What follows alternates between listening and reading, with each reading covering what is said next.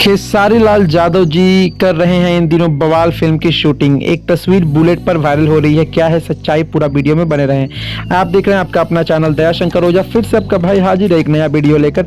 लेकिन आपका भाई रिक्वेस्ट करेगा चैनल से जुड़ जाना, चैनल को सब्सक्राइब कर देना, क्योंकि आपका भाई हमेशा ही भोजपुरी में वीडियो लेके आता है। लेकिन उससे पहले आपका भाई यही बोलेगा, एंड स्क्रीन में मैंने बहुत सारा वीडियो खेसारी लाल जी के अपडेट का लगा दिया है, आप जरूर देखो और प्यार दो।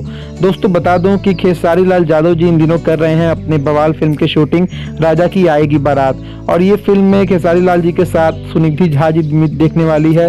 और ये फिल्म एक बहुत बवाल फिल्म होने वाली है। आपको बता दूं ये फिल्म बन रही है प्राकृतिक बैनर तले, और इस फिल्म का जो प्रोड्यूसर हैं हमारे सुरेंद्र प्रसाद जी और डायरेक्टर हैं लाल बाबू पंडित जी।